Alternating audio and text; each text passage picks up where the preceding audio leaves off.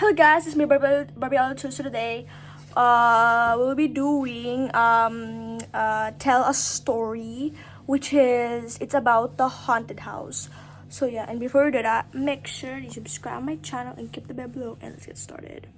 Okay guys, so this is about the haunted house. Okay, so yeah, okay, so I'm ready for you guys in 3, 2, 1, go. Okay, the haunted house. Okay, my little girl, okay, this is a story, okay? My little girl self was terrified of the deserted farmhouse up a dirt road from the suburb where I grew up in the 1960s. The family who had lived there still owned the land and rented the pasture and barn to local horse owners. Okay. The abandoned house seemed to be crumbling into the ground. When my friends and I ventured into it, the steps creaked. Oh no, spider webs reached for our hair. Broken glass littered the floors. All the parents told the neighbor kids to stay away from it. We call it the haunted house. Okay guys, this is gonna get creepy. Similar to the house in this picture, but it was a one-story, 3-room house. Okay guys, I should not be reading it. Why am I doing that? Okay. From the time I was 6 to 10, the haunted house fascinated and frightened me. I always wondered about who had lived there and what their lives were like. Okay, this is getting creepy. Okay, the wood cook stove and ice box evoked an earlier era, and the table and chairs made me think about a family gathering, but the broken dishware and misery sparked my curiosity about why they evacuated the house and left so many belongings. Okay guys, I don't know if you are scared, but imagine like when you're in the room and then you close the light and then you're like watching me telling the stories about the haunted house. You're gonna be like, oh no, oh no, please don't do that, please don't do that. Oh my god, I'm so sorry, but I have to do this guys, because you know me, I haven't even do this for like how many years now guys. Like I should do this. Okay, like I should do this story about something else, you know what I mean? Okay, the fall that I turned 11, my friends and I decided to clean up the haunted house. We swept up the broken glass, took down cobwebs, dusted off the surfaces, cleaned windows. The haunted house was no longer scary. It had the potential to become an awesome hangout fort or clubhouse. Sheltered at the end of a valley looking northwest, the sitting area with dusty vintage furniture soaked in the late afternoon rays of sun. We had a lot of fun making the space our own and put our childish fears to bed. Oh no. Man, I just not scared too. Okay, anyway, while we cleaned the space, we made up stories about family who had lived there. Okay.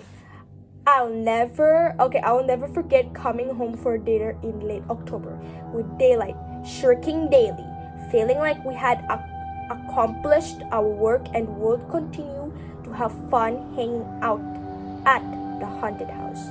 But at dinner that night, my parents shared news that the owners of the farm had sold it to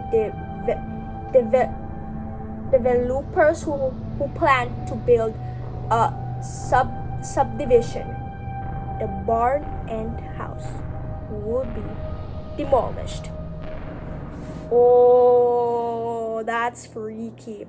Horse owners would have to find new quarters. I was devastated to learn that our special place would no longer exist.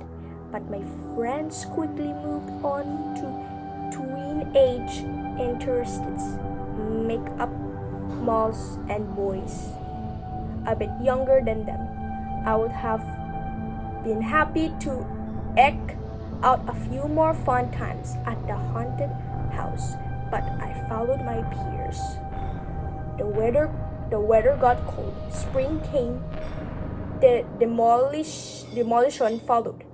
I never returned to the haunted house. That was the last time I got lost in childhood fantasy play. Do you remember a final childhood moment? Okay, now there's the next one, guys. It's about stories about places. Okay, the story has been tugging at me to write for a while, perhaps because it's about growth and change and how my feelings about a place evolved as I grew, but I struggled to find a meaningful angle and bring it to life while combating the story jam. I used a few tools to help me explore and develop it to create stories about the place, look for human angles and emotional connections to the place. Let's use the haunted house example to explore some story angles. Okay, the people. As kids, we didn't know the owners, which made them mysterious. The former residents were parents of the owners, and we knew nothing about them. Okay, that was freaky, guys. That was freaky. These make-believe characters came to life in our imagination as we played life-size house. Also, I chose to live many of the characters in the background, like the parents and teachers in Charlie Brown. Okay, I don't even know who's Charlie Brown, guys. Okay, now next one is the settings. To help me recall sensory about the haunted house and my memories of the fall afternoons and that we played there, I closed my eyes and took deep yoga breaths to let my mind wander and the memory to come into focus. Then I created a mind map to recall and capture all the details. I layered the details on the top of my plot outline. Those techniques together allowed me to capture about the house and how I transformed it. Emotional.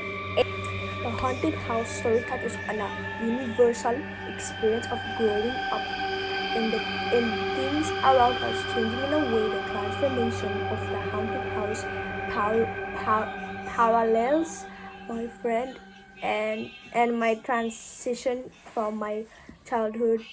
So yeah, that's it for the video, and thank you guys for watching, and see you next in video. Bye. And by the way, comment down below if you want me to do the man got drunk story. So yeah, thank you guys for watching, and see you next video. Bye. Peace.